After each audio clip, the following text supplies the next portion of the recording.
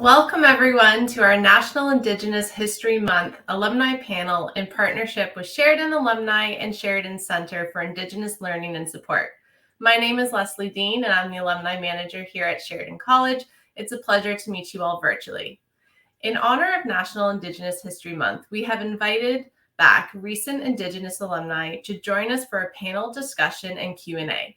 They will share their journeys from being a Sheridan student to beyond, all while living and finishing their studies during a global pandemic. I am thrilled that you're able to join us today and take time to listen and learn during this important month and celebrate the accomplishments and resilience of these Indigenous alumni while they share their inspiring stories with us.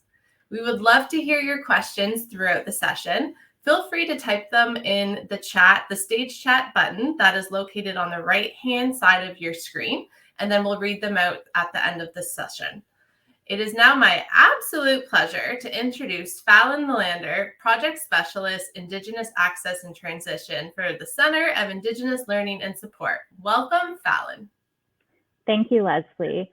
I am very honored to be here. And as we know, Leslie mentioned, June is a very important month to many different communities across Canada, but especially for our Indigenous communities, which I am a part of. So as Leslie said, my name is Fallon Melander.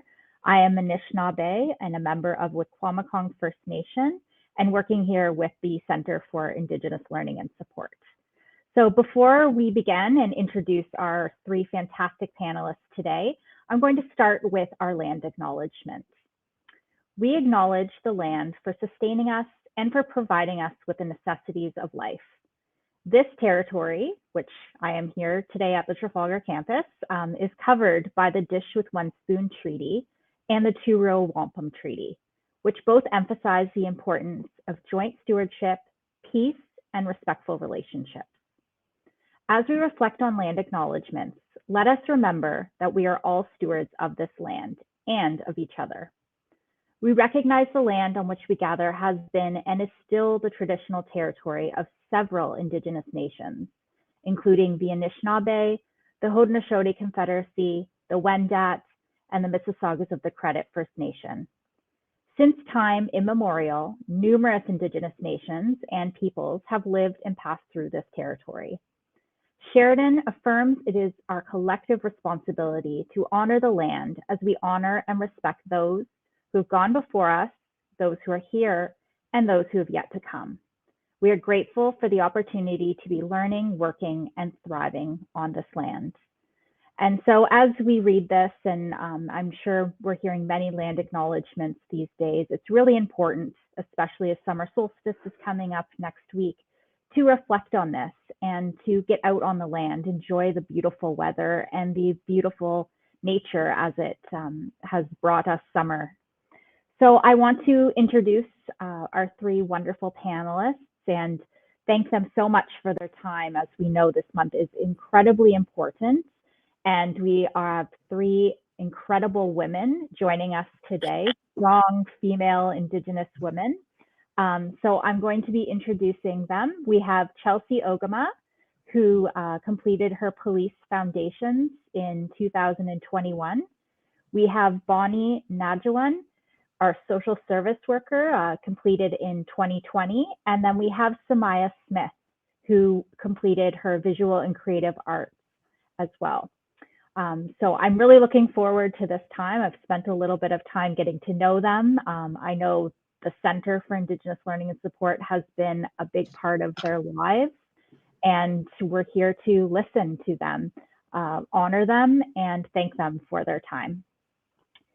So, ladies, we'll get started. I'll be moderating, and we have some really great questions, and hopefully we'll get some questions from the audience as well today. So we're going to start off by getting to know the three of you. So this question is for all three.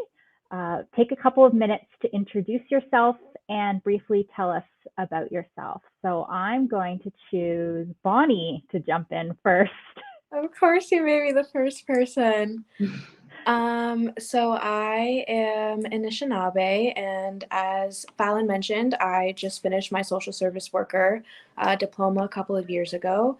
I am now at Laurentian University studying Indigenous social work. And now I'm getting nervous. And I am working full-time as a nanny currently. And that's Great. just a little bit about me. Thanks, Bonnie. Chelsea, let's have you go next. Hi, Bushu, Nishnakaze Dodem, Wapanukukwe. That means, hello, my name is Morning Star Woman, but my modern name is Chelsea Ogemah. I'm Anishinaabe. I'm from Northwestern Ontario. Right now, I'm currently studying disaster and emergency management with a minor in sociology at Brandon University. I also work with numerous child family service organizations, and I do a lot of motivational speaking. And yeah, that's all about me. Thanks. And Semiah. Sego Sewa Guego. Hey everybody, my name is Semiah. I'm Mohawk Turtle Clan from Six Nations. So I went to the Trafalgar campus for visual and creative arts. Yeah. And can you tell us a little bit about what you're doing now? I know you have a really cool story. So I went to Sheridan and I wanted to be an animator, but I didn't get in my first year. So I went into visual and creative arts to kind of build my portfolio. But at the same time, I also applied for health sciences at McMaster as well. So I decided to take that program. So I also thought I wanted to be a doctor. And so, I mean, I was really dead set on that until the pandemic hit. And then I was kind of rethought that choice. And so right now I am working for my reserves health services. So we're kind of in the health planning department. So my work is predominantly around how do we make culture as a foundation in our health services. So that's really, really great work. And I really enjoy it. And I'm also a singer-songwriter as well. So I have a few songs that hopefully will be released this summer. Very cool. So I'm going to go to our next question. And again, all three of you, but I won't start with you, Bonnie. So you've all touched a little bit, on what you're doing now and what programs you were in at Sheridan. But could you share a little bit of your story, your career story with us, and how your journey from Sheridan took you to where you are now? Anything that you feel comfortable sharing? All three of you have gone on for further studies. So how did you come to that decision? So I'll start with Chelsea. So my career story, originally I wanted to be a police officer, and I love it. I love the people who do it, and kudos, but I just felt like I wanted to do something a little bit more bigger globally, I wanted to make change. I always knew I wanted to make change, but I wanted to figure out how can I help people, I guess, bigger.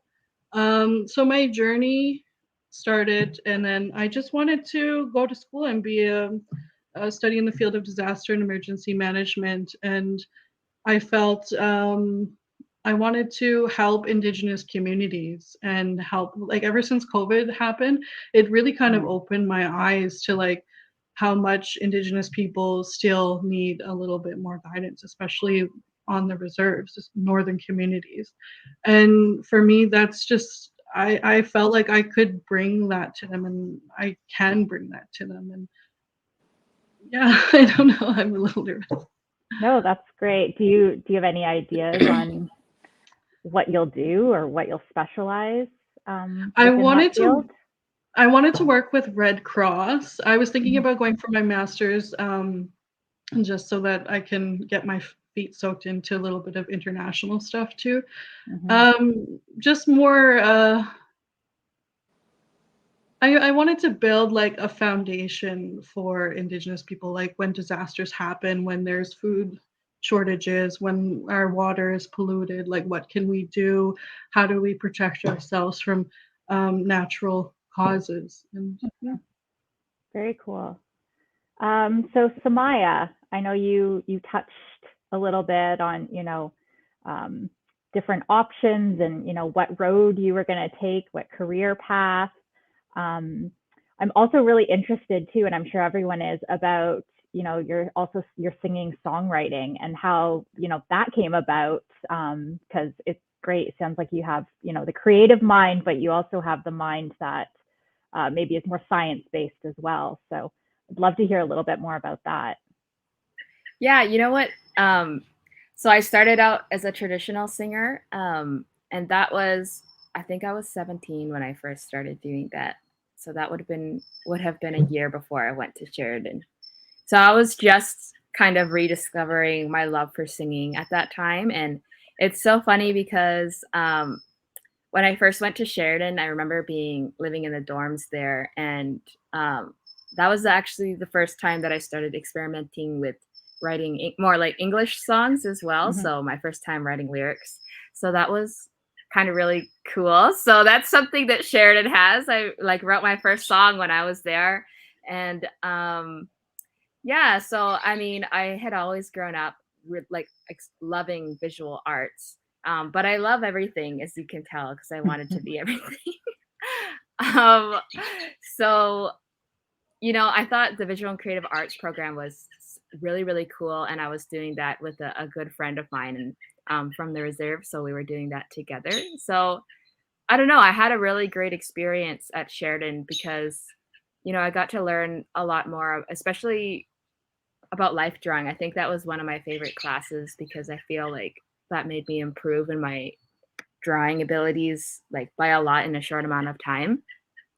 And I met a lot of really great friends there that are all really, really talented. Um, but I think I'm always going to be having that visually creative mind Mm-hmm. in my singing or whatever I do, because even working for my band, like they ask me to do a lot of the visual graphics kind of stuff. So I mean, it always helps. I think a creative mind is really powerful, especially when you're trying to find new avenues for change, kind of like to Mm-hmm. go off what was said earlier. And I can kind of see that, and then the importance of that in kind of any work that you do. Yeah. Yeah, no, that's Sorry. great. And I think probably being around, creative people and creativity where it's fostered and, encouraged also allows you to bring that out. I definitely have felt that sense at Sheridan, is you just feel that kind of energy around you. So thank you so much for sharing that. And Bonnie, I know after you graduated, you did a big move Mhm. and did some work. So do you want to share a little bit about that journey too, and especially, right in the heart of a pandemic? Yeah. So from the very beginning, I knew that I wanted to work in children's aid. Soft disclosure, I am a former Crown Ward with Native Child and Family Services of Toronto. So I always wanted to be my workers. I always used to be like, I'm going to be like you when I'm older. And so that's always been the goal. That's why I went into social service work, because I couldn't get into university right away. So I need to build my credentials just a little bit. So while I was at Sheridan, this is when I really started to learn a lot about the history of residential schools and whatnot. I didn't know a lot. I wasn't so connected with my culture as I am now. So I did end up getting a job while I was at Sheridan first year at Kunawanamano Child and Family Services in Timmins. So I made a big move during the summer, and I got to work up there. I got to work a lot in a lot of the northern communities on like 10 different reserves. And so I did that through school.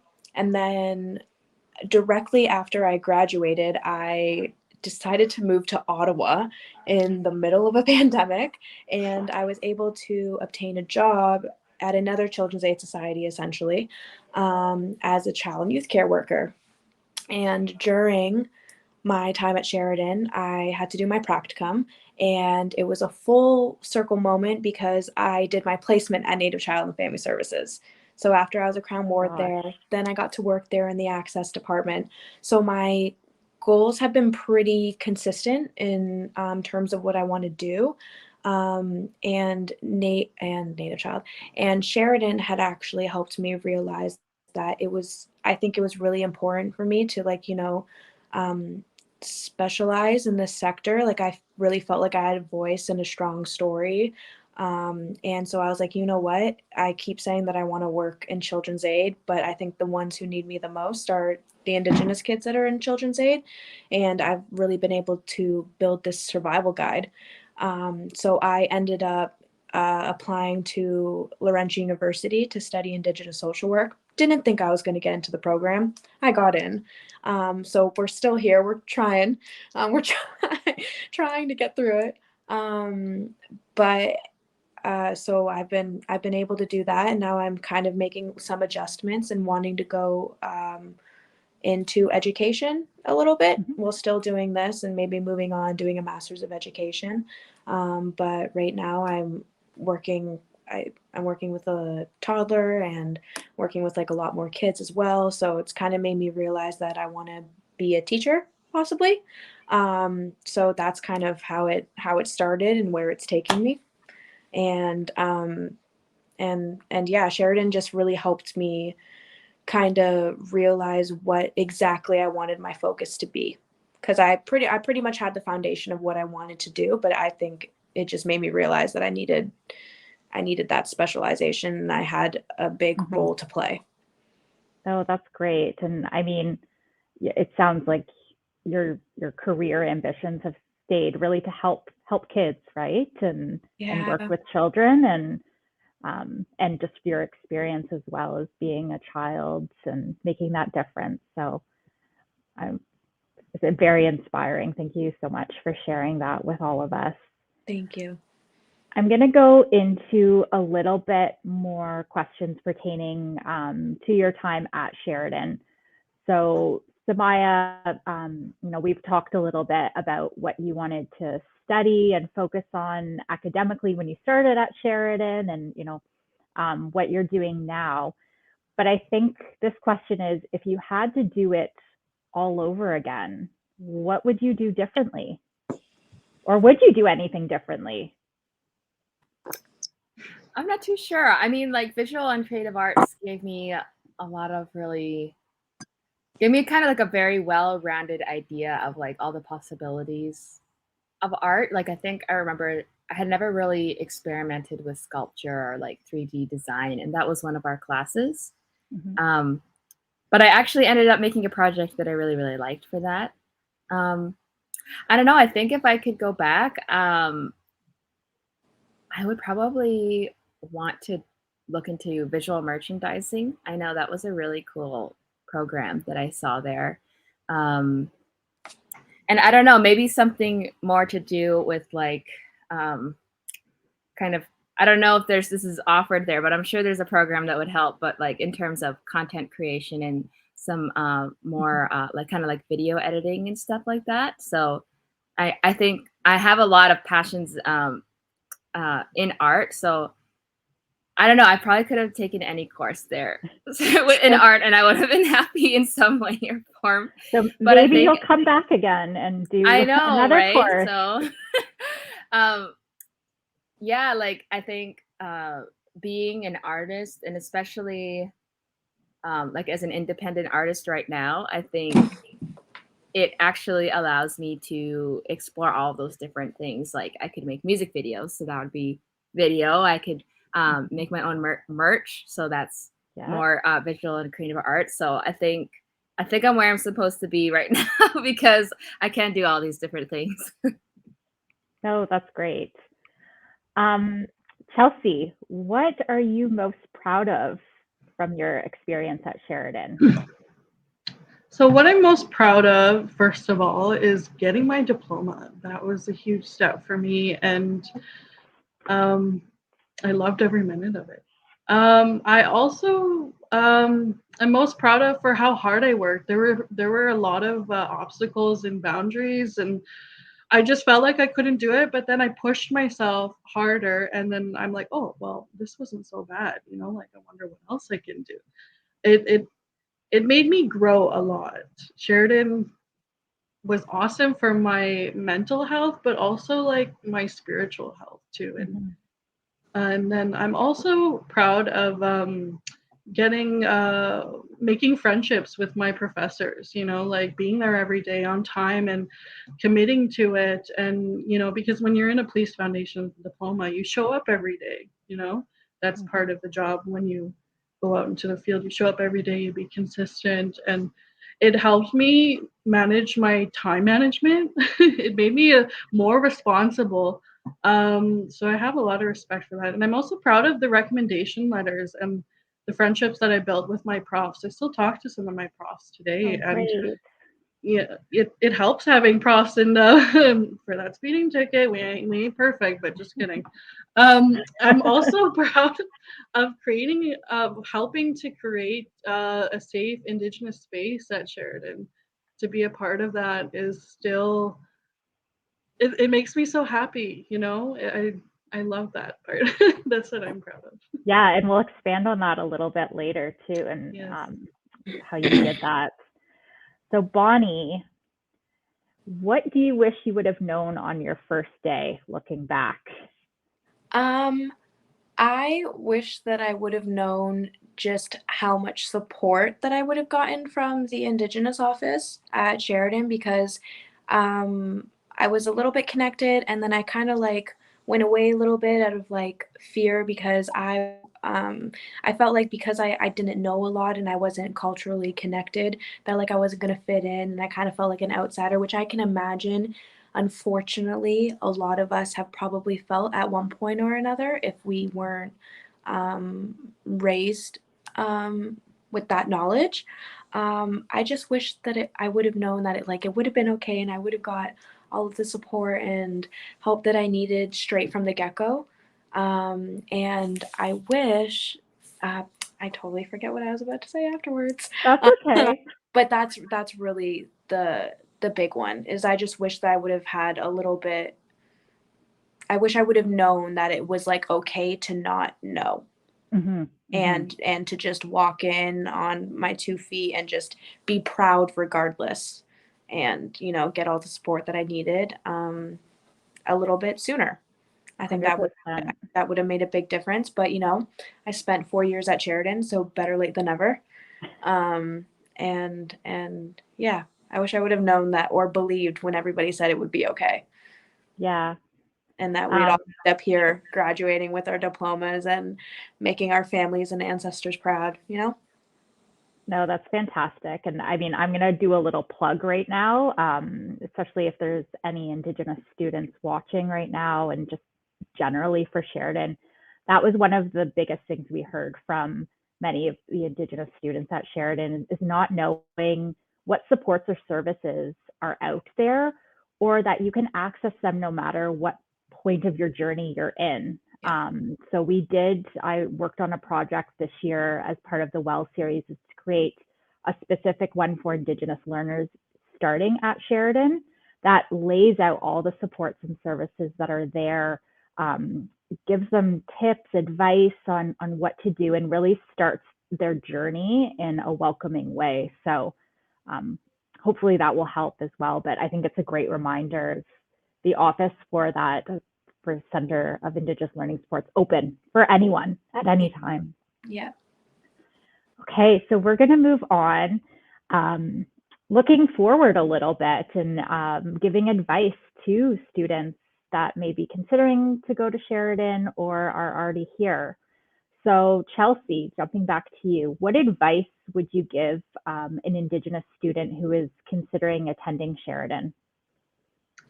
My number one thing is participate. Participate in whatever you can, because it's all going to pay off, and it's good both mentally, physically, and spiritually. The Sheridan community was, me being so far away from home, the Sheridan community was almost like my family. I didn't really have I didn't have no family in Brampton. But, the participation and just getting out there and getting to meet people, it made me have friends that I now consider family to this day. And I that's the best advice I can give. I would also tell students, I got blank here for a minute, sorry. No, it's Um, okay. Participate. Just take whatever is available to you and take it and run. That's all I can say. Yeah, No, that, I'm gonna agree and just jump in and say that like that is so important, especially if you're Yeah. coming and you're living on residence.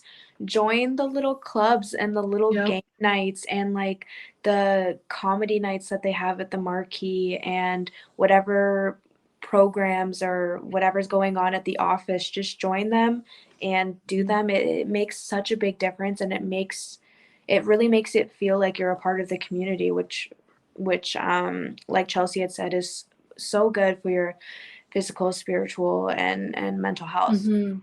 Mhm.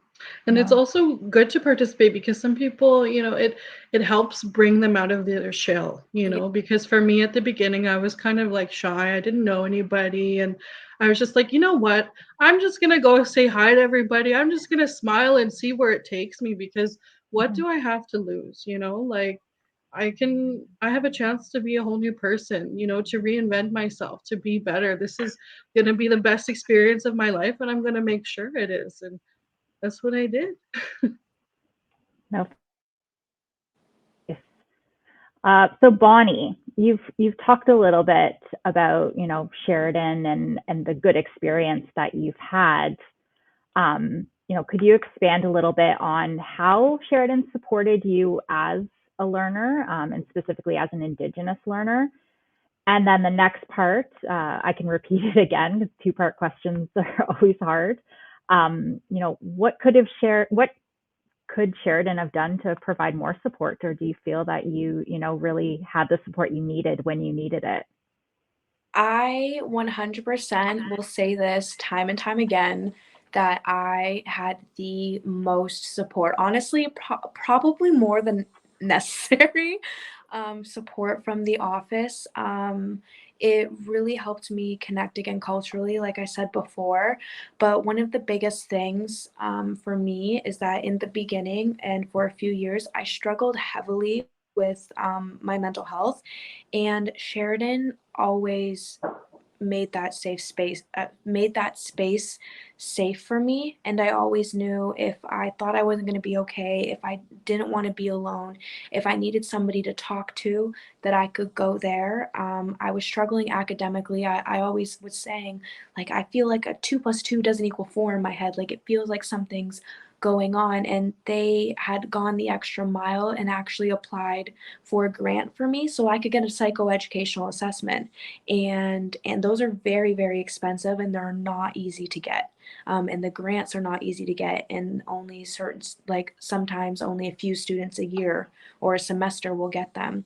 So they really bent over backwards to try and help me kind of figure it out and fill in like all of the missing pieces and see, okay, what's going on, so that Bonnie can do the best that she can. But like they it the support was like, there's no word to describe it. It's all what's the word? I can't think of the word, but it was just beyond what I could have asked for. Mm-hmm. Like it made it so worth it. I think that some of the people that worked in the office have probably saved my life on more than one occasion, and really saved my whole experience at Sheridan, because I initially started as a child in the child and youth care worker program, Mm-hmm. and then I had transitioned into the social service worker program.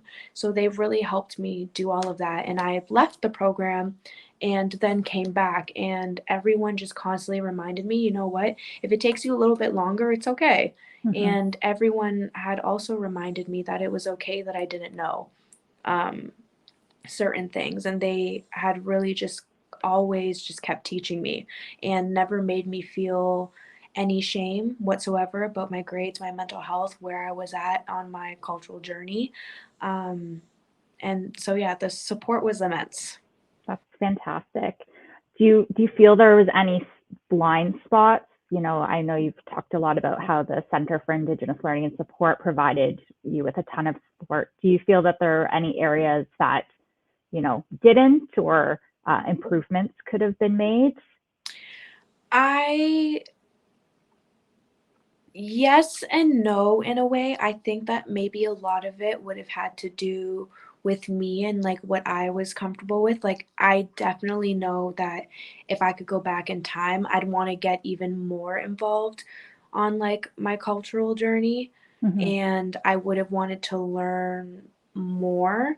But if I'm being honest, I don't know if that was this a center's like blind spot, or if it was just me because I had felt hesitant and because I was like a little afraid of like asking and not knowing. But besides that, like, I really think that they really did the work that they were supposed to do in order to help support me best as us as indigenous learners. Great. I don't know Thank how you for anybody else sharing. feels. I don't know if anybody else would like to Yeah, if anyone pipe wants to jump in, and see if there's any blind spots that maybe I didn't notice, but or just, you Well, know, it within was Sheridan as a whole. it was pretty new to me, the Indigenous Support Center. It wasn't really started when I was there, so just hearing your experience and how much it helped you, it just warms my heart. I really relied on them. Like, they truly, truly actually saved my life, like, more than once, and I can't thank anybody enough. Thank you for sharing. Okay, Semiah, so looking to the future, what advice do you have for Indigenous students or recent graduates who may be starting to think about or just starting out in their post-secondary experience?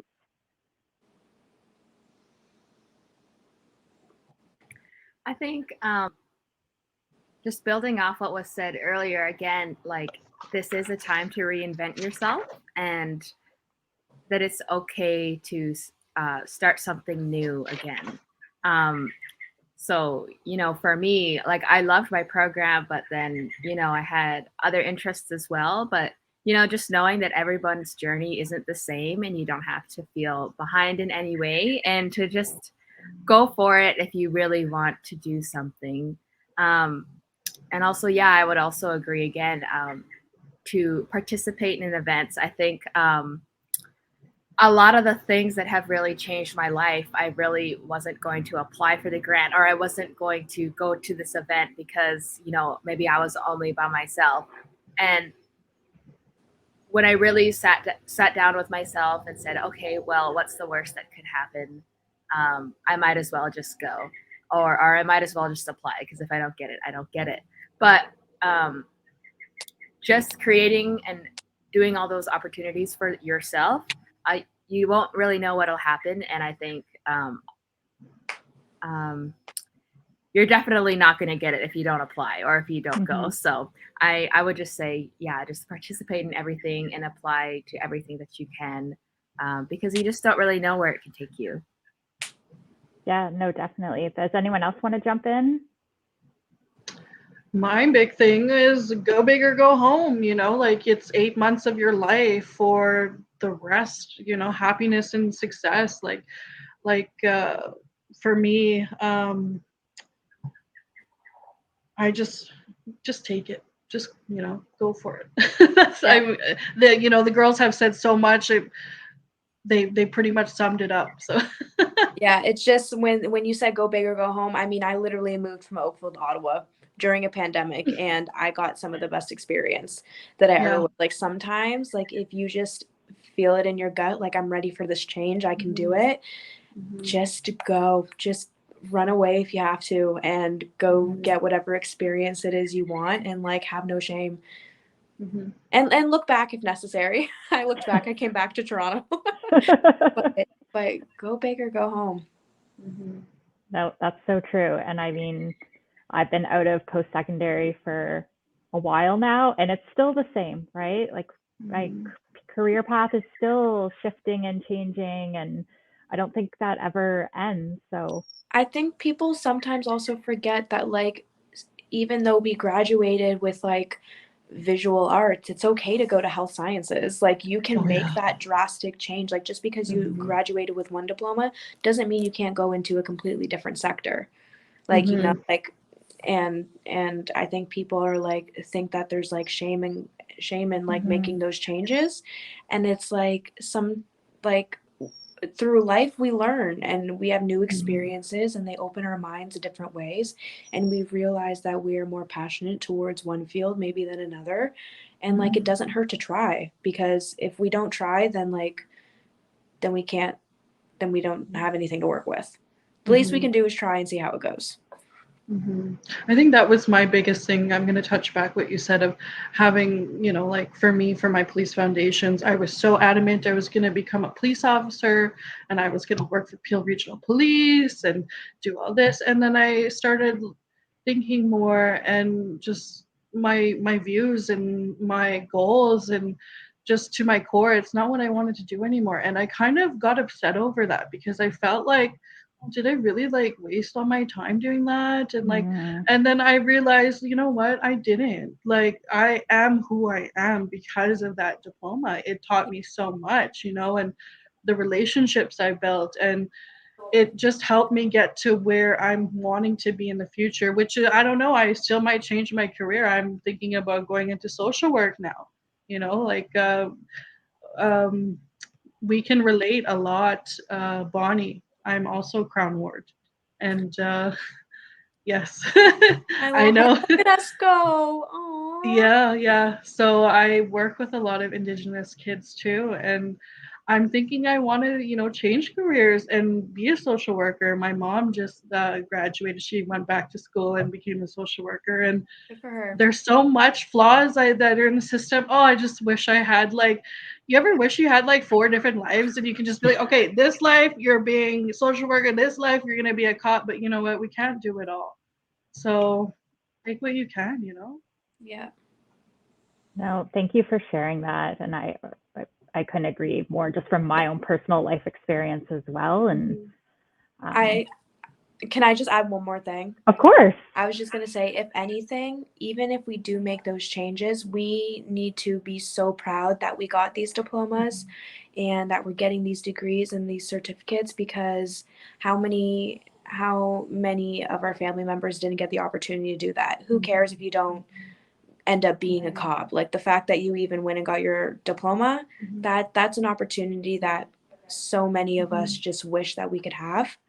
And so we need to be proud and give ourselves a pat on the back, no matter where we started and where we end up, because this is such a huge accomplishment and such, I don't know about anybody else, I'm the first one to go to post-secondary in my family and the first one to graduate. So whether or not I end up being a social worker or being a chef, I have that diploma on my back, and I'm going to be proud of that until the day I die. Oh yeah, I find a lot of people in my own community too. I get people I haven't even talked to for years, and you know, you have those lingering friends on Facebook. Everybody does, but they're like, "Hey, do you know something about Residential Tenancy Act? Do you know about this? How do I go about this?" And I'm just like, "Oh, I've been waiting for this. I studied for this. Sure, let me help you." And it's helped. It's helped a lot of my CICs, my children in care. When they go to the court system, I've advocated for a couple of kids, you know, who are, I could see the change, and having a police background and knowing how to address the courts and, you know, how you present yourself is really huge. And me being in trouble with the law when I was a child, and, you know, coming from where I was to where I am now, it just helped me help those kids, you know, and help me help my community better. No, 100%. I think everything we learn, and it sounds like it's echoing through the three of you, is to help community and to help and to give back, right? And for the greater good. And so you should all be very proud, just even wanting to do that. So we're going to move a little bit to safety and wellness. And Bonnie, the question's for you. How do we create a safe space for Indigenous learners to thrive in post-secondary education? You know, what are your thoughts on? So for me and can I speak about my experience in the classroom? 100%. Okay. So I do know that there is some professors that are watching. So I did have a few experiences while I was in the classroom where there were some very ignorant comments made about what people believed the history was, where people believed, when we talked about stereotypes about Indigenous people and whatnot. And I found that a lot of people lacked cultural competence, Hmm. and they just really lacked the awareness, and it led them to say things that were untrue and unkind. And I think that it would have been a different experience had some people maybe stuck up a little bit, besides just the Indigenous people in the room whenever those conversations were being had. And I think it makes a big difference when we have different people from different backgrounds besides just us, saying, hey, no, this is actually what happened, or this is how can we change this conversation where it is actually productive and where we're learning something. So just creating or keeping that cultural competence, I think that creates a safe space. And how I had spoken about earlier, how I had felt some shame a little bit because I didn't know a lot, or like people would look to me in the classroom whenever we're having certain conversations, and I would be like, oh goodness, like they're looking to the native person doesn't know the native question.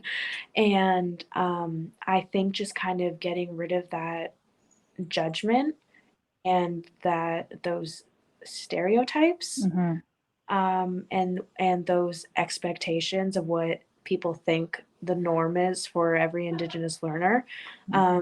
I think that really would create um, a safer space, and I would love for anybody else to add on top of that, because I feel like I had more to say, but I don't know how to get the words out properly. But if anybody wants to add. I think having like that sense of community is really important, which is why the Indigenous office was so great because, you know, a lot of people could be coming from um, on reserve, and like that's a really tight knit community, and you know your family, and a lot of people I feel like are uncomfortable going off reserve, especially alone. So kind of knowing that even just going to school there is such a huge step, and almost like a not I don't want to say a risk, but just that like um, it's going to be something entirely new for a lot of Indigenous learners there, Yeah. which can be really, really scary. So having that place of support where there's other Indigenous students and there's something like that everyone can relate to in that way and have that support at school, I think is very important because it makes it less scary to go follow your dreams in that way. And I mean, um, once you kind of like um but once you go, I think it's a really really great choice. And I'm trying to think of anything else that I could say, but I think even Bonnie kind of I wasn't in a social services program, so we didn't really talk about like Indigenous history at all, but I think I agree, like a lot of people will assume that you know everything about Indigenous people just because you're Indigenous. But I mean, those are the ramifications of colonization and assimilation Yeah. as well. So those are like the actual structures of I the consequences of what happened. So Yeah, I think that we also, like, a lot of people, I mean, of course, like us as Indigenous learners, we don't forget. A lot of us do know history, but like I feel like it's really important to think about the effects of, like you had just said, colonization, because it our experience for how we're getting to school and why we're going, I feel like is very, very different compared to a lot of people. And Yeah. us having to, and we need to think about the difference between, you know, I want to word this very carefully. it's just very important to think, especially when we have students who are coming from northern communities.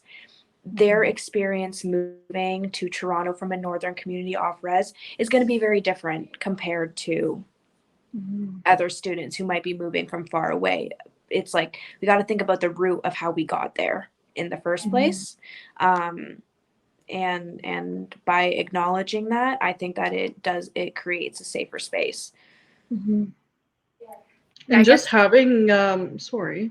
No, you go ahead.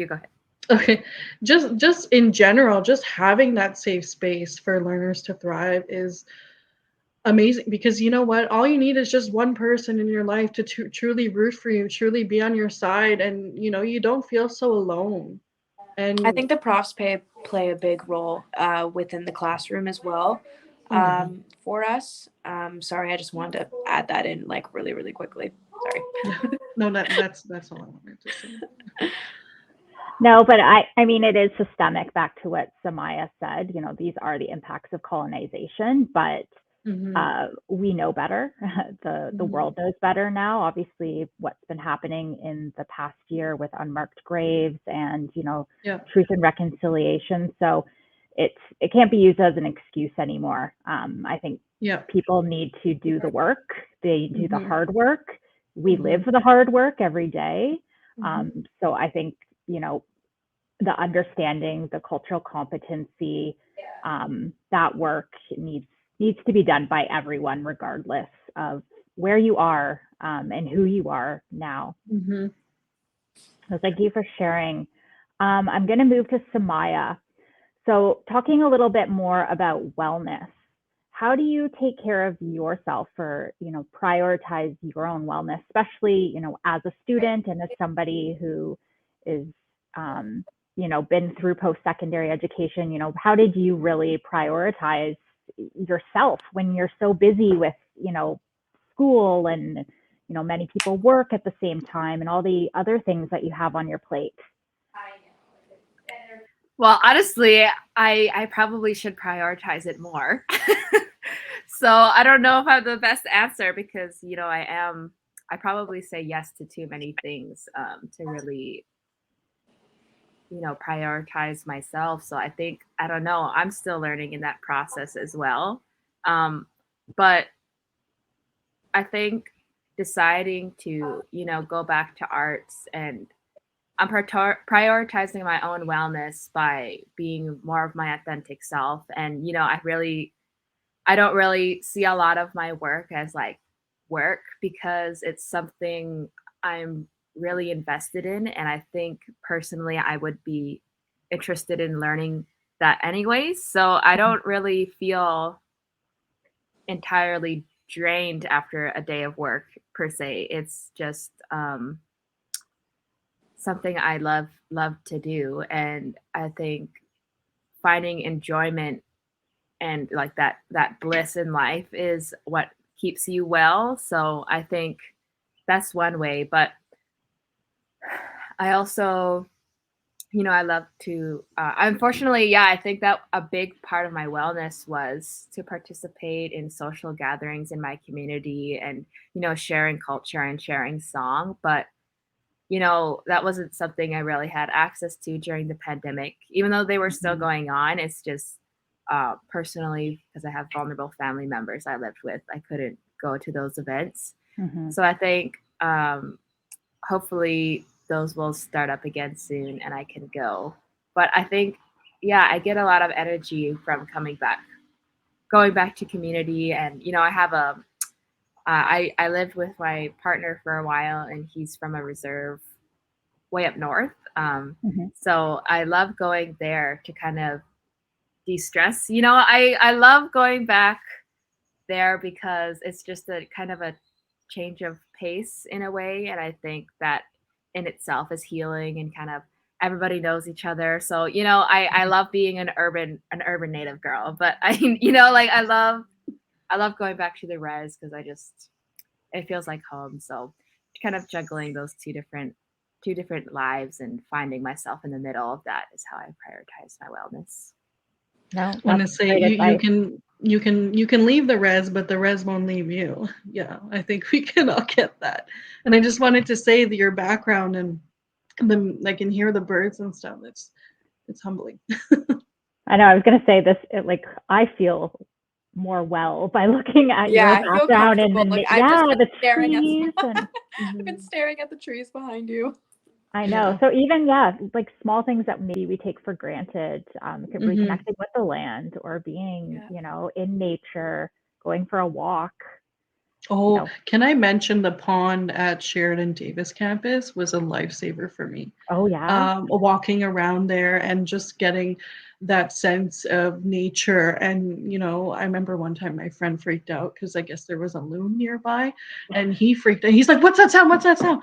And I'm like, "You never heard a loon before?" Oh, he took off and he left me. But, anyways, I just found it so relaxing and peaceful out there. It's amazing. Well, maybe we can jump into your question.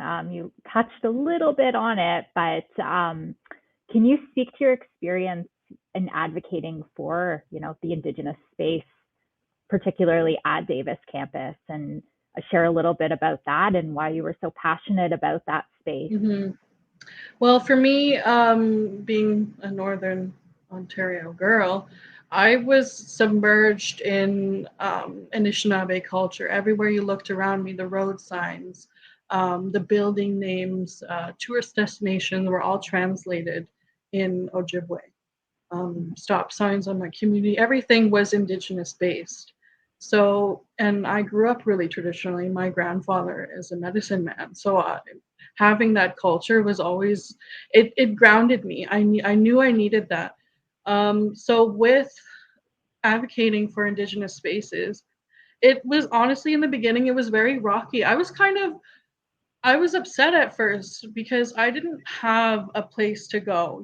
I didn't have a space where I could go and smudge and meet other Indigenous students, and I just couldn't make sense of it, and so that's why I fought so hard on advocating for it. And it wasn't easy. I felt like that pimple that just wouldn't go away. I'm surprised. Hey, I'm back. Here's another email. I'm following up. How's it going? When's it gonna get done? I just felt like I was like the little fish going against these big bosses, and I felt like it was excuse or something was in the way or this, and all I kept saying to myself was, "Nope, not good enough. Nope, not good enough. Try harder." For them, because I just would not take no for an answer, because in my heart I knew I wanted this, and I know, like, just hearing the ladies, their stories, it just made it so worth it, you know. Hmm. So And this was, I remember sorry, I was just sitting gonna, in class and just being so like worried about it and upset about it, and like I'm like, "Oh, I'm having a bad day. I wish I could just sit in a circle and smudge with people and just go and feel safe." And but I'm happy that you guys can experience that, and people in the future can experience that now, because it wasn't yes. easy getting it. So just to give some background too, so Chelsea was at the Davis campus, and other than Trafalgar, there was no Indigenous space that was dedicated. So I was happy to inform Chelsea, and I still need to send you the pictures, that we did open our space this winter at the Davis campus in Brampton. It is the most beautiful space. It's large, it's light filled. There's an office there for an advisor.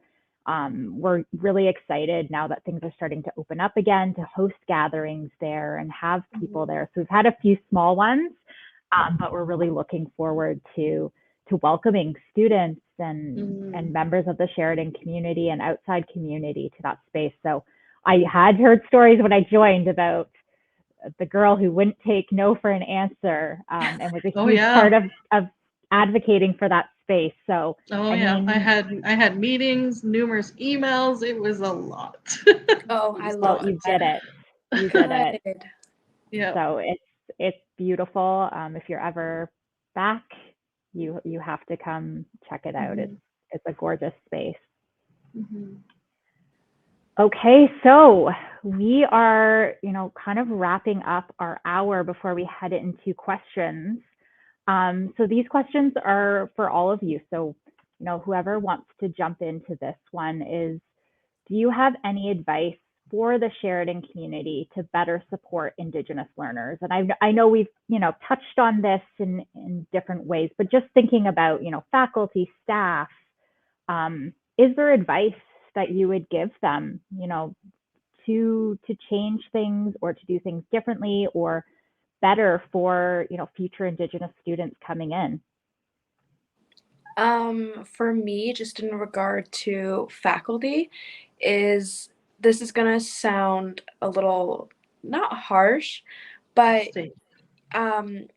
don't be ignorant. Knowledge is power, and we love to learn about everyone else, but I feel like a lot of the times Indigenous history gets forgotten about, and I know that we all know that, and I just think that we need to make more of an effort to learn more, and and yeah, just don't be ignorant towards us, because we can smell it from 1,000 miles away, and it's just so much better if you could just learn as much as you can, and it makes you so much more aware and a better student, a better staff member, a better community member. Just that knowledge is power. Hmm. Also, touching back on that too,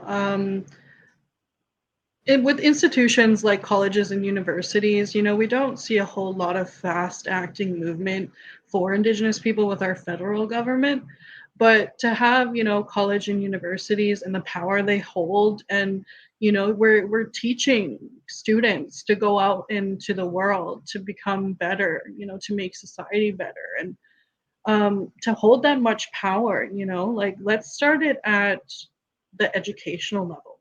Yeah. Like we don't need to wait for the federal or provincial or municipal, whatever, Yeah. that they're too slow about it, 100%. 100%. So We have so much more power than what we think we do. And mhm, and especially the profs, like you guys have mhm. a huge influence, especially on our first year students. Oh Like yeah. that is when they're learning the most. Mhm. And little things go a long way. Like you can integrate, I feel like you can integrate a medicine wheel teaching into nearly everything, or like Mhm. even having a land acknowledgement in your classroom. Like little things like that, they make a difference, Mhm. and it's not a waste of time. And even if you only have one Indigenous student in your classroom, who cares? You're going to make that Indigenous student feel safe. Mhm. And they're going to Yeah, feel like they're wanted there. And I I'm think that's pretty sorry. important. Go ahead.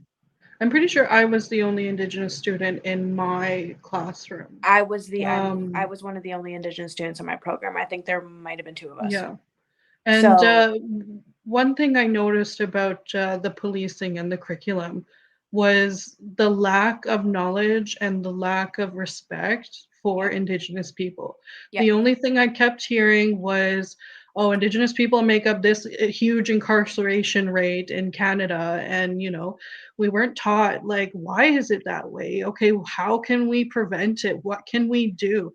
I didn't learn a lick about Indigenous things in policing, and it's kind of scary. that is You're very sending scary. police out there with guns and all this power, and Canada is majority Indigenous people. This is Indigenous land. So you think if you were, to have that much power, you would be educated to go out there. Yeah, yeah, So because I've had to advocate for kids in the past, because I've dealt, well, like, after graduating, I was looking after a CIC, and um police came and removed a kid from the home or whatever, and the police officer was just so rude and belligerent, and oh, I was so angry with him, and I just fed it to him. I said, "You know what? I took policing, and I think you work in a, majority prominent Indigenous community. You shouldn't speak to people like this. You think if somebody came up to you, hey, you know what? Don't do that. Nobody likes that. Just, hey, what's going on? How are you? I yeah, get it. You know what? Police, they see a lot of different scenarios every day, but that's the job you chose. You know, Mhm. yeah, every person is different. You have to, okay, you know what? Clean slate. How can I help you? You Yeah. you are serving the public. And I feel like, and not just for policing, but like just for, I think every course should have something that is being taught about Indigenous way of life, Yep. Yep. because let's face it, this is native land, and I meet people to this day who still know nothing about Indigenous people. Yeah. They don't even know who we are, and it's kind of upsetting. And coming back to, I studied, my one professor in, Brandon. He was telling us about, I think when you become a PR, there's an oath you have to say to, and I know, Indigenous people are still, I think it's in the bill. I forgot what the bill is. My brain's everywhere, but they're trying to acknowledge that the fact that if you're going to come to Canada, please respect our land, please respect our people, and know that we're here. Yeah. We're being gracious enough to let you into our country. The least you can do is say, hey, you know what, I really appreciate all the work you've been doing, and your culture is so beautiful. And like a little bit goes a long way. Yep. We've been silenced for too long, and I'm just over it. That's why I do what I do. Mhm. Be the Yeah. change. Yeah, and I think focusing on the good, right? Oh Yeah. yeah. Like you said, the statistics of how many Indigenous people are incarcerated. Yes, Mm-hmm. that's part of it, but the why, and Yeah. look at how our nations and communities and peoples we didn't need all these systems before. We had our own systems that worked really well for us. Mm-hmm. And we were thriving and doing well. So I think it's turning it on its head too, and talking about the resiliency, the strength, and getting rid of the stereotypes, getting rid of the negative consequences of colonization, and talking about who we are as people and as Mm-hmm. nations, not who we are because of colonization. Mm-hmm. Semiah, do you have anything you want to add? Or, our final question is, if you could leave students or recent graduates with one final nugget of advice, what would it be? Don't study the night before. Just kidding. That's a good one. It's so cliche, and I literally just said it, but like especially for our Indigenous learners, be the change that you want to see. Mm-hmm. That is, I feel like, especially you and I, Chelsea, working, being former Crown Wards, and then you wanting to possibly go into social work and working with CICs, and I've worked with a few CASs. We have to be the change. They're not going to do it. We have to do it. And I really appreciate you, the nagging and the constant emails and the phone calls and the meetings. Like, that's what needs to get done. Yeah, We have to be the change that we want to see. I think And advocating, for the space really helped me realize how big and powerful your voice can be. yeah, Like some people aren't gonna like you, and you know what? That's okay. Who cares? But the goal is bigger, and you know what I mean. And that's so much better than a person saying, "Oh, you can't do this. You can't do this. Well, why are you doing this?" Like, never mind why I'm doing it. If you don't like it, that's okay. yeah. And I think that it just goes to show, with like the three of us and everything we've been through and everything that we're overcoming, that the work that we're doing is working. Oh yeah. And we're where we're supposed to be. I hope that I know that Semiah said that she is confident with where she's at right now, and I feel confident with where I'm at right now. And it just is like it just goes to show. And we all deserve to give ourselves a pat on the back. And for any students that are watching, and for graduates, the work that we're doing is working, and I hope that we're making our ancestors proud. I think we are. Oh, yeah. So I think you are. Okay, so we're going to head over to questions. We have some questions here, from the viewers. So the first one is, this is such a great conversation. Thank you. I wanted to know from Chelsea what it is like working in the police force as an Indigenous woman. What are some of the barriers you felt? What felt rewarding? And also, you mentioned that you want to make more of a global and international impact, which is so amazing. What are some of the memories you have about the impact you've made locally? So that's a big question.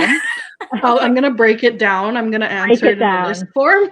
So perfect. Okay, so the first one, what are some of the barriers you felt in that space?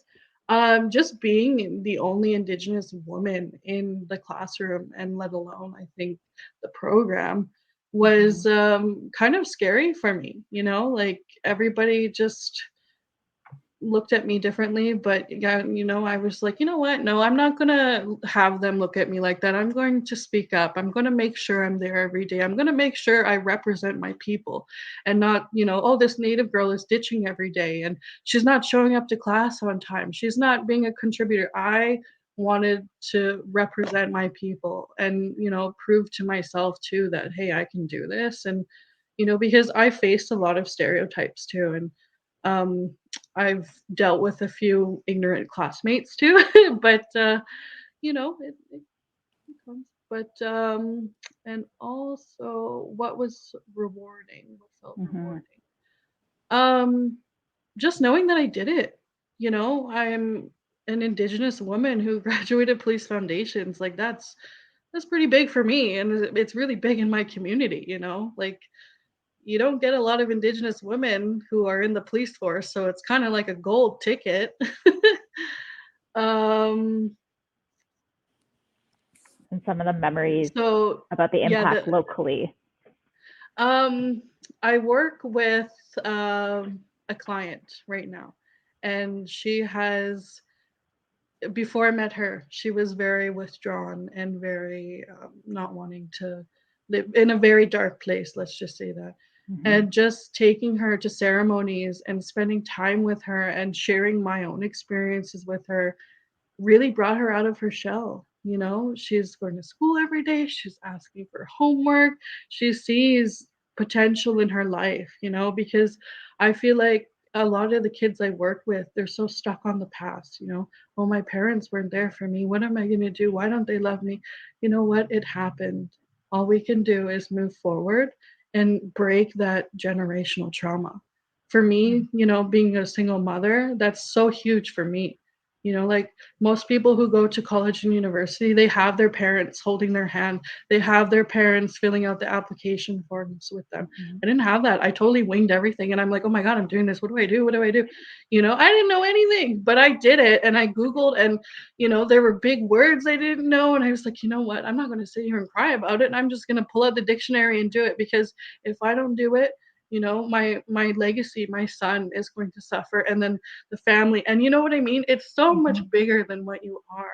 So you're making, a global, even an ancestral impact, right? For future generations. And thinking of it that way is, it's not just about others, but it's about your family and yourself. Oh yeah. I mean, like being in foster care too, like I've been in 50 different homes, and I got to see, 50 different parenting styles, and taking that and knowing, hey, I want to be this kind of mom. I want to do this. Oh, I saw that person do that. Oh, maybe I don't want to do that. It's a blessing in disguise. All that pain came sunshine. So. Well, your son is very lucky to have you as a mother. So you're doing great. Okay, so Bonnie, this question's for you. What was your experience like reconnecting and discovering your Indigenous roots while at Sheridan? I am Métis and also in the process of reconnecting too. It was nerve-wracking, to say the least. I had always felt very guilty, I guess you could say, that I didn't know, and almost kind of felt like stupid for asking like basic questions. Like I had only just learned like the sacredness of smudging when I was at Sheridan. And I had participated in my first sweat lodge ceremony while I was doing my studies at Sheridan. Like there was so many things that I didn't know, but being able to learn from people So someone I was really close with at the Trafalgar campus was Elijah Williams, and just having him there and being able to go in and ask questions whenever I wanted, and like he really had helped me not feel stupid. And and so that's what was important, is just like really finding those people that you connect with and that you feel safe with, no matter where you end up finding them, was like really important to me. Like there was a couple when I was at Native Child and Family Services doing my practicum there. There was a couple of medicine men and women that were there, and I didn't feel entirely. I had different experiences with both of them, but I tried to stay connected to the one who made me feel the safest.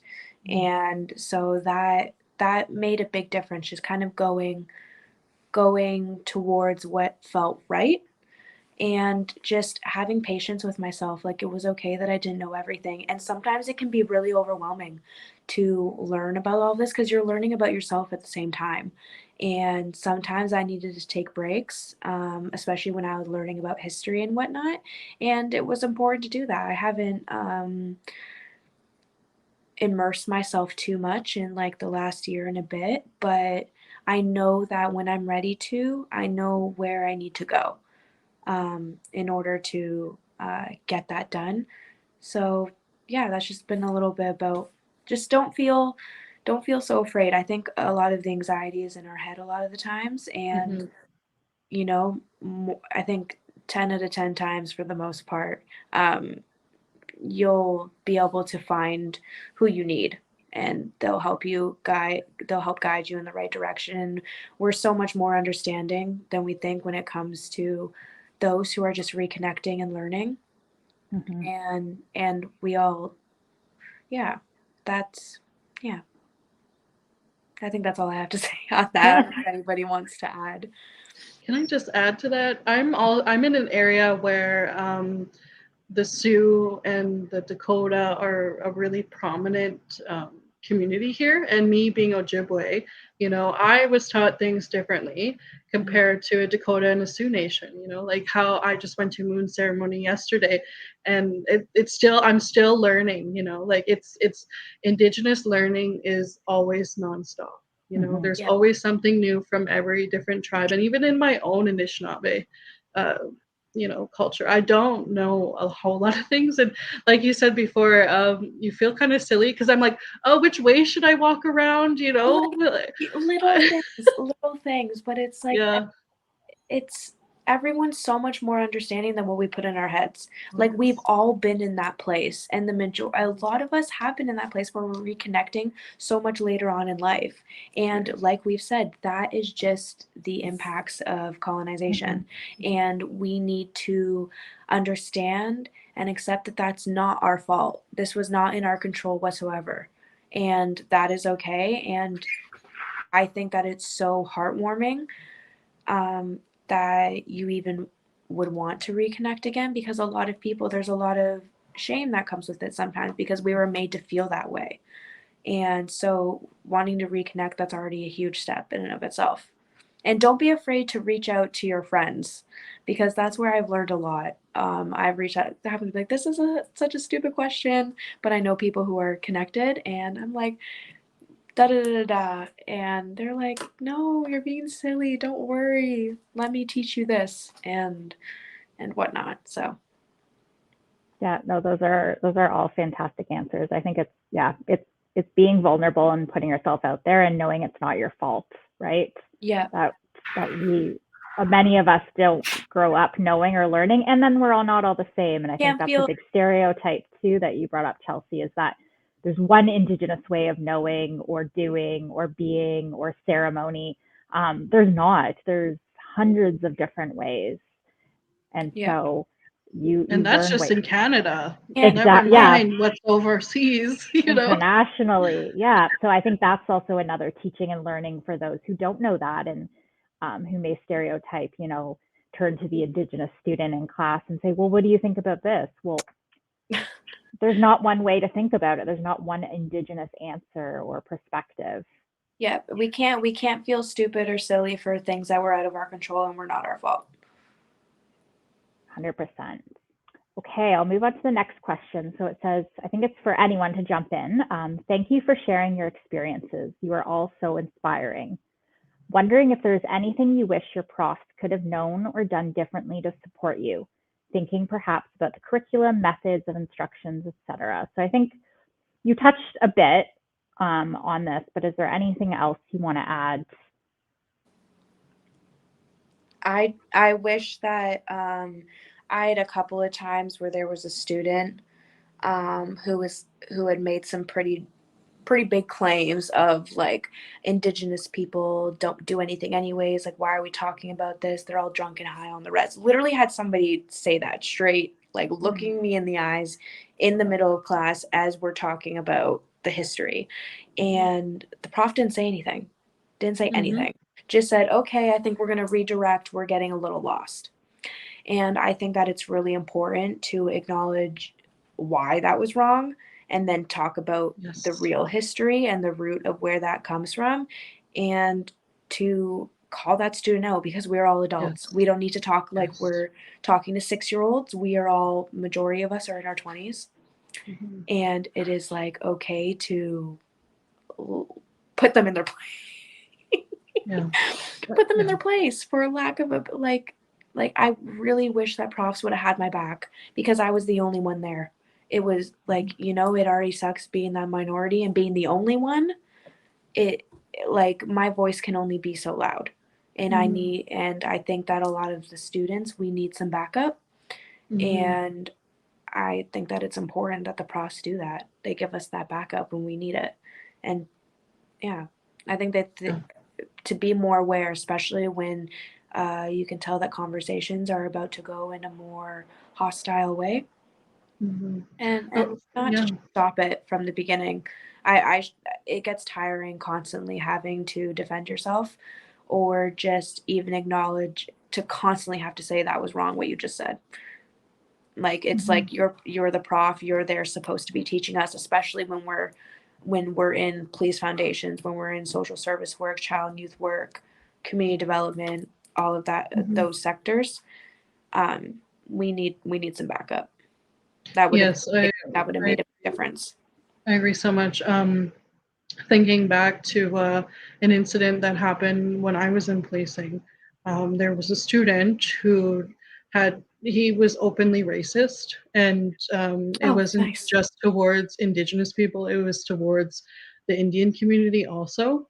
And the prof was out of the room, but I was sent video of the student going on a rampage about how, just basic stereotypes about Indigenous people, drunk, lazy, all that kind of stuff.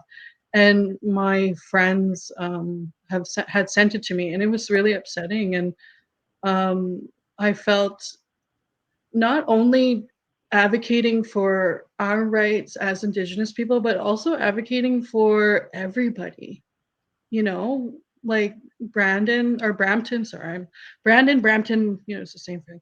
But anyways, advocating for, in Indian people, Pakistani people, like everything. I think that for me, what I took out of that was the students were scared to speak up, because let's face it, Indigenous culture and life and the good things about Indigenous people aren't always said, because it's more so silent. So everybody's just going to sit there and be like, oh my God, I can't believe she said this. Let's record it, And a lot of people sent it to me because they knew what I was trying to do at Sheridan, and they knew I wouldn't stand for it. And I went up to that student and I talked to him and I said, why are you saying these things? Is there something I can help you with? And, were you not taught? Sometimes you need to get down to a toddler level with some people. And, it's not the fact that you want to shame them. It's the fact that you want to educate them too, because when you become a parent, it's so important that you have an open mind, because you send kids out into the world who say those kinds of things. And, and being in policing, and, majority of my people are incarcerated, because the system is meant to suppress us, it's not our way of healing. And for him to say those things and to work with a from, lots of Indigenous people, that was really scary and that was really upsetting to me, because I have come into contact and I've dealt with racist cops, and it doesn't work for anybody, and just I think that there should be more of a zero tolerance, especially with policing and social work and stuff, because how can you go into a field like that and be racist? There should be repercussions with those kinds of things in the school. If you're caught, let's do a 3-strike system or even a 2-strike system, you're kicked out of the program. Why? Because you cannot be inclusive. You cannot be diverse. How can you work with people if you're going to have that mindset? You're creating toxic people and saying it's okay. Here's a gun and a badge. Go ahead. Go be racist. Like, why are we letting this happen? It should be zero tolerance, and not just for us, but for everybody. We're trying, like, the institutions have so much power, and we pay so much money to go there. Don't get me started on that. But like, we should be heard a little bit more, and we should have zero tolerance. And the federal and provincial government isn't moving fast enough. We need to do it ourselves. The old saying is, if you want something done, you better do it yourself then. No, thank you. I mean, I think these are really important things to bring up, and they're systemic and they're happening in a lot of places. But, to hear this open and very honest feedback, that's how we create change, right? Because if everyone just stays quiet and sweeps it under the rug, then nobody is going to be doing anything about it. Oh yeah, the big bystander effect. Yep. Yes. So I think this is our last question, and it's directed to you, Semiah, but again, feel free to jump in, anyone.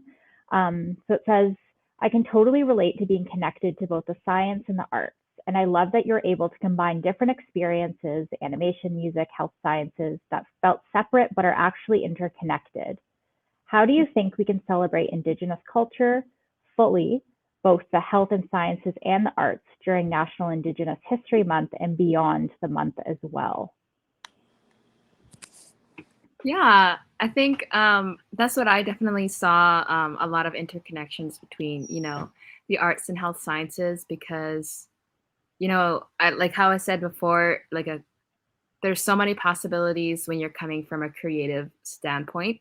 I feel like it really helped me be imaginative, because a lot of my work, especially within health sciences, is really to envision a new future. And how are you going to do that if you can't think differently? And a lot of that is actually challenging, and a lot of unlearning of what we do know about health sciences.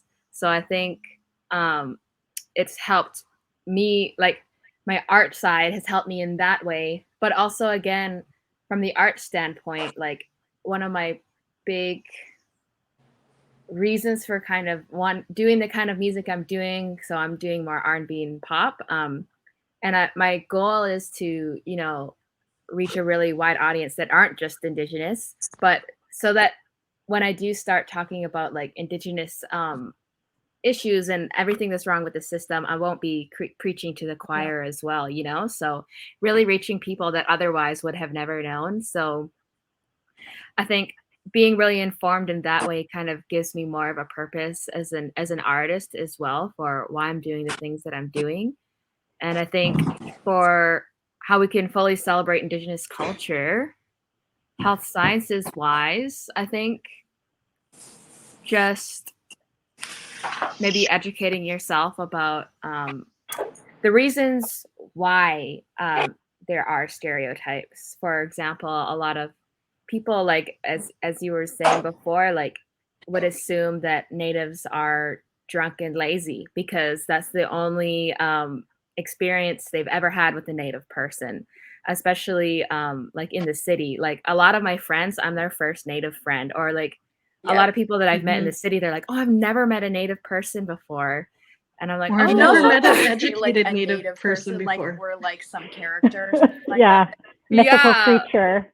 I was like, so I think but with that can be dangerous too, because a lot of we have a lot of fractures in our community, and we have a lot of that structures that were put upon us by colonization and assimilation and genocide, for calling it for what it is, and really challenging those biases and those stigmas that we have, because once you hear somebody's backstory for why they are there, like, it's really disheartening. And if I grew up that way, I don't know if I would be here either. I could be in a totally different situation.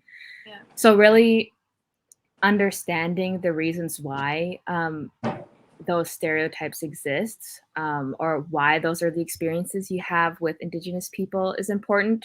And that just knowing that those, like, racism actually is lethal. So there's a lot of cases where Indigenous people aren't getting serviced at emergency centers, and they actually end up passing away. And so that happened recently, I think last year, for someone from our community that happened to them. So that it is quite lethal to have these presumptions, and in health, and I'm sure everywhere, like the Justice Department, social services, like it's present everywhere. And Yeah. in terms of celebrating arts, I think just finding artists out there that are Indigenous, and celebrating that. And that I think there's a lot of pressure to, like, as an artist and being Indigenous, that you can only do one thing. Like, I can only be a traditional Indigenous artist. But I'm also a human being first as well. So just knowing that, and not having those presumptions either, that Indigenous people can only do Indigenous things, that we are capable of doing everything and being amazing and successful and talented. Yeah. Thank you. And I mean, on that note, you three are amazing, successful, and talented. And, this wraps up our panel today. And I just sitting here, listening to you, and also agreeing and understanding your experiences is so meaningful. And I really think what you've shared with us today will make a difference. I think the audience that is here is listening, and change will happen with all three of you at the helm, with speaking up and with your own personal and professional lives as well. So it's been an honor for me just to sit here. I'm being selfish because it's great. But Elijah, as our director says, you're all amazing. Keep up the great work you're all doing. I'm so proud of each of you. Glad I was able to be part of your journey while at Sheridan. I'm so glad I met Elijah. I still think about you, Elijah. Elijah, I miss you so much. I hope you're doing amazing. I'm gonna cry. Okay, no. He's a staple, Elijah. You are truly valued, honestly. Yes. Yes. Sorry, I'm not Elijah, but I'm back. I thought you were gonna be Elijah. I know. I was like, yay. I was hoping we could be graced with Elijah's face in here, but I know. We'll have to do a gathering with Elijah. Yeah. Bring back everybody, do a reunion. Yeah, that would be awesome. And like you guys were saying, the new Davis space is open, and I'm sure there's lots of alumni and students that would love to see that location. So that's a great idea, Fallon. We put it out there. We're manifesting it. We've put it out there. Manifesting a reunion.